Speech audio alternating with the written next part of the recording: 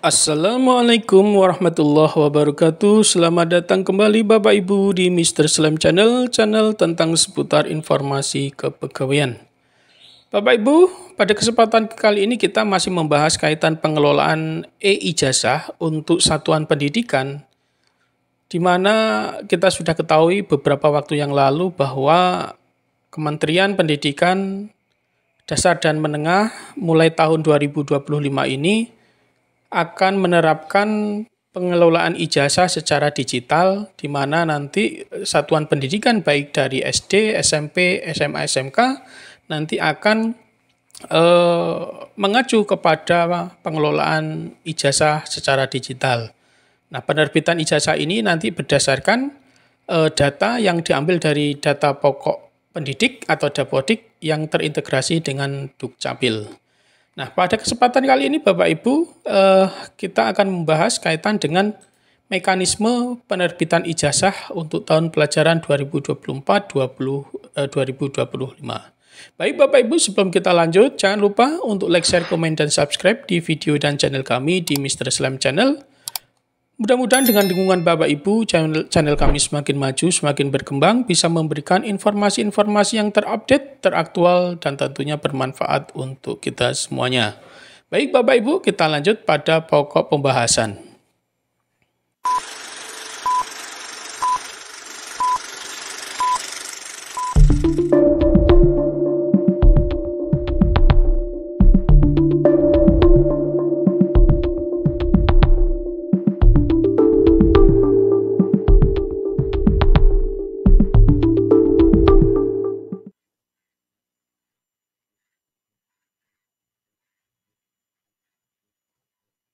Bapak Ibu, dalam pengelolaan e-ijazah untuk satuan pendidikan dari pendidikan dasar atau SD, ya, sekolah dasar sampai SMK, ini pada tahun 2025 ini dimulai dengan pengelolaan berdasarkan digitalisasi. Jadi, pengelolaan ijazah tidak lagi ditulis tangan, tetapi kita sudah menggunakan digitalisasi yang terintegrasi dengan aplikasi yang ada di Kemendikdasmen. Nah, bagaimana alur proses penerbitan ijazah? Sebelum kita masuk di sana, Bapak Ibu, sebelumnya kita sudah membahas kaitan dengan syarat yang harus dipenuhi. Salah satunya adalah sekolah yang sudah terakreditasi, baik akreditasi A, B, maupun C, yang bisa memproses digitalisasi ijazah ini. Nah, untuk sekolah atau satuan pendidikan yang belum terakreditasi, maka dia akan menginduk dengan sekolah yang sudah terakreditasi yang terdekat, ya Bapak Ibu ya. Kemudian yang kemarin kita sudah bahas, yang bagian kedua kita sudah bahas mengenai kode nomor ijazah nasional yang itu digunakan untuk memverifikasi apakah ijazah itu asli atau tidak. Kalau sudah asli, maka dia akan terintegrasi dalam aplikasi yang ada di Kemendikdasmen, seperti Forlabdikti ya, yang digunakan untuk mengetahui keabsahan kaitan dengan ijazah untuk perguruan tinggi. Baik. Untuk penjelasan alur penerbitan ijazah berikut, yaitu yang pertama bahwa satuan pendidikan ini memastikan bahwa pembaruan atau update data peserta didik ini diperuntukkan bahwa sekolah bertanggung jawab untuk memastikan bahwa data peserta didik di tingkat akhir ya Bapak Ibu, ini merupakan calon penerima ijazah dan ternyata harus sudah valid. Ini untuk mencakup verifikasi identitas peserta didik, kesesuaian identitas dengan kependudukan, dan validasi NISN. Nah, dalam satuan pendidikan ini harus memastikan pembaruan update data peserta didik, Bapak Ibu. Ini perlu diketahui bahwa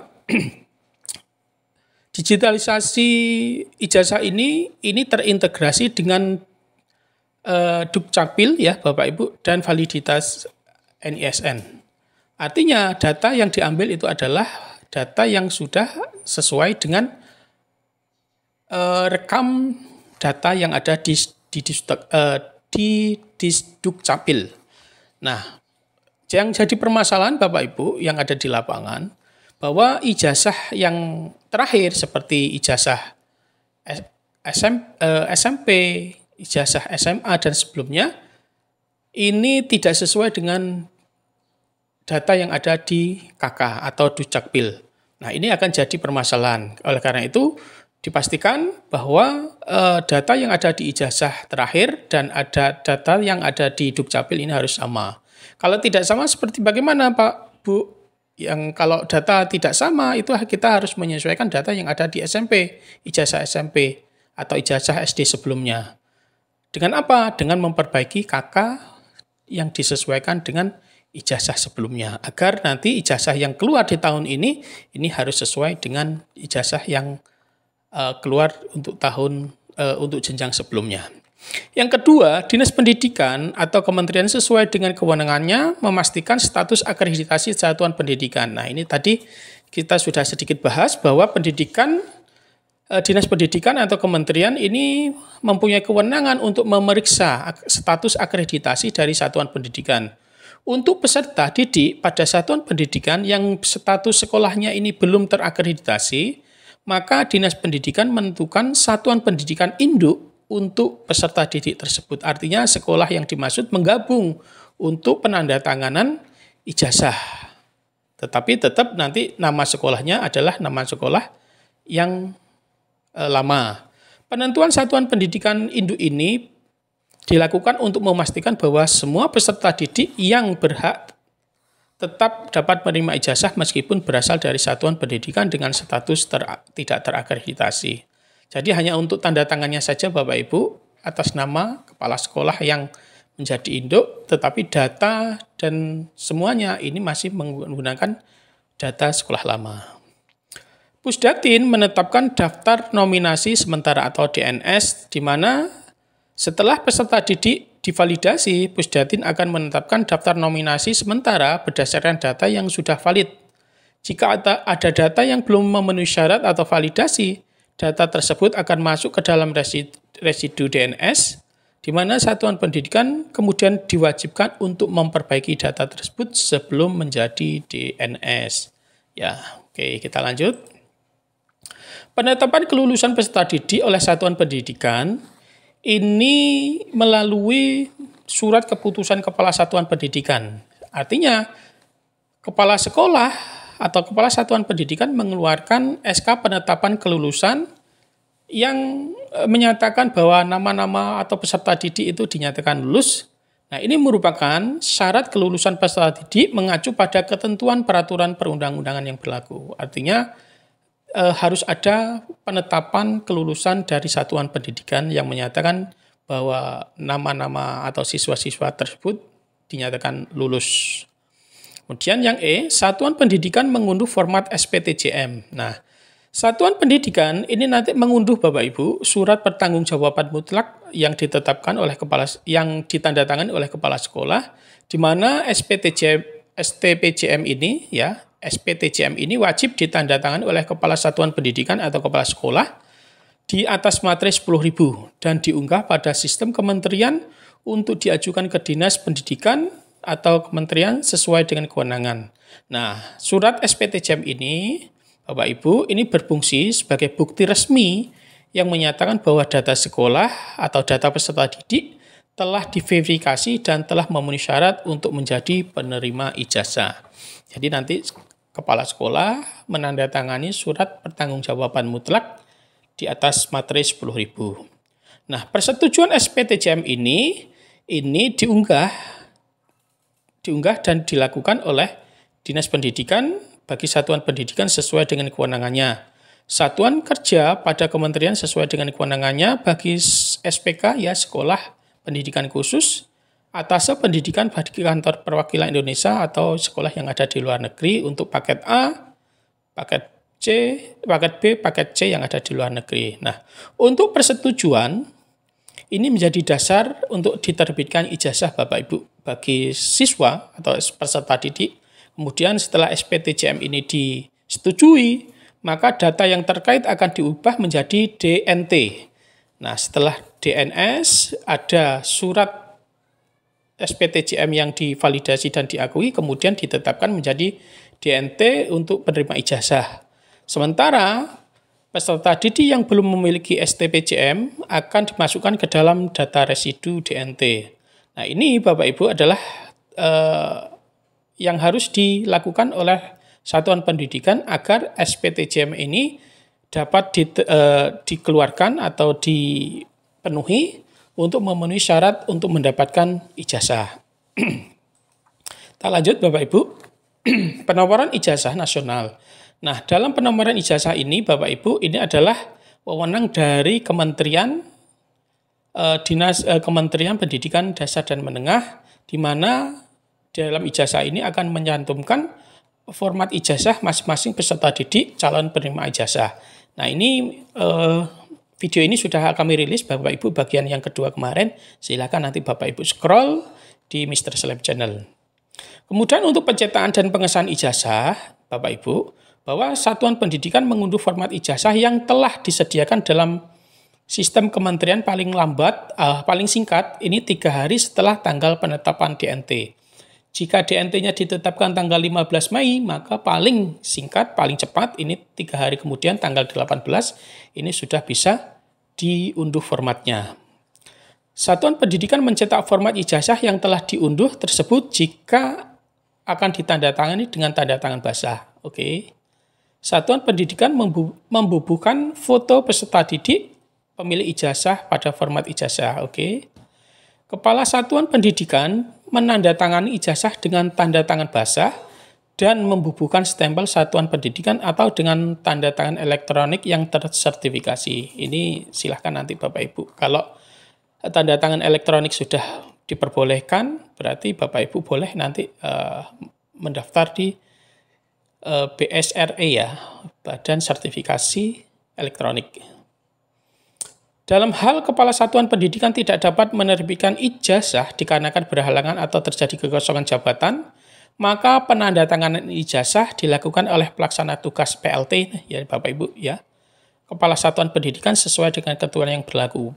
Nah, ini untuk pelaksana tugas atau PLT yang kepala sekolahnya bepergian atau kosong atau tidak ada, maka diperbolehkan selain kepala sekolah definitif juga PLT bisa menandatangani. Kepala Satuan Pendidikan yang berstatus sebagai ASN diisi dengan menyatakan nomor induk pegawai. Nah, sedangkan Kepala Satuan non-ASN diisi dengan 1 strip saja untuk NIP-nya ya. Pengisian juga memperhatikan ketentuan bahwa penandatanganan ijazah tidak perlu mencantumkan tulisan PLT atau pelaksana tugas pada kolom nama atau jabatan. Bagi kepala sekolah yang tidak definitif atau pelaksana tugas itu tidak perlu membubuhkan tulisan PLT atau pelaksana tugas. Penyerahan ijazah, Bapak Ibu, Satuan Pendidikan menyerahkan ijazah kepada peserta didik memiliki ijazah sesuai dengan jadwal yang telah ditetapkan. Untuk ijazah yang ditandatangani dengan tanda tangan elektronik tersertifikasi, maka Satuan Pendidikan juga memberikan salinan dokumen digital ijazah kepada peserta didik pemilik ijazah. Selain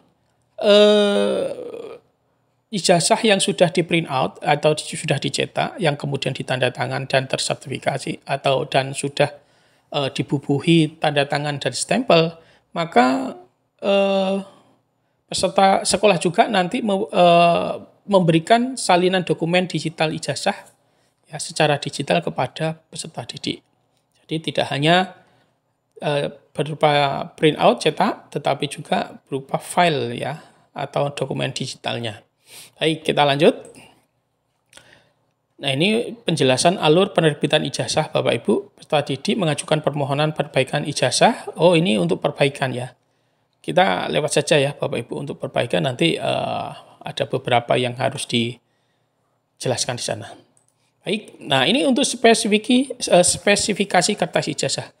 Bapak Ibu perlu diketahui bahwa di tahun 2025 ini semua adalah digitalisasi untuk ijazahnya, kemudian untuk pencetakannya diserahkan ke sekolah masing-masing. Dan di sini ada spesifikasi kertas ijazah yang diatur oleh Kemendikdasmen. Yang pertama adalah ukuran kertasnya ini berupa A4, 21 cm atau 25 kali 29,7 cm. Ketebalan kertas ini minimal 80 gram per meter persegi GSM, Bapak Ibu. Minimal 80 ya, 80 kok 800. 80 gram GSM atau bisa Bapak Ibu yang agak lebih tebal lagi 85 gram. Ini ada. Nah, monggo. Kemudian warna kertasnya putih, Bapak Ibu. Bahasa yang ditulis adalah bahasa Indonesia, kemudian dapat diterjemahkan juga ke dalam bahasa asing jika diperlukan. Format sesuai dengan format standar yang telah ditetapkan oleh kementerian. Dan ini sudah seperti ini, Bapak Ibu.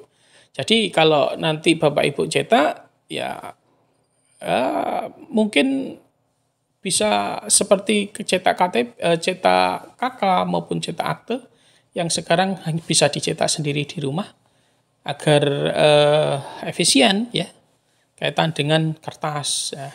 Oleh karena itu Bapak Ibu silahkan nanti diatur atau mungkin dengan kesepakatan oleh kepala sekolah atau MKKS untuk kertasnya. Karena takutnya termasuk nanti tinta dan lain sebagainya ini kan harus diperhatikan jangan sampai nanti tinta itu 3 hari, 3 tahun ini 3 bulan ini nanti luntur dan lain sebagainya. Oke, terima kasih Bapak Ibu. Demikian informasi yang dapat kami sampaikan. Mudah-mudahan bermanfaat. Yang jelas Bapak Ibu, tahun 2025 ini dimulai dari tahun ini semua digitalisasi ijazah nanti akan menjadi database Kemendikbud untuk memverifikasi dan mengurangi permasalahan-permasalahan yang timbul dari pengelolaan ijazah. Terima kasih atas perhatian. Jangan lupa Bapak Ibu untuk like, share, komen, dan subscribe di video dan channel kami di Mr. Islam Channel. Mudah-mudahan Bapak Ibu selalu sehat, diberikan kemudahan setiap urusan, dan dilancarkan rezekinya. Amin ya robbal alamin. Terima kasih. Kita ketemu lagi di video selanjutnya. Dan wassalamualaikum warahmatullahi wabarakatuh.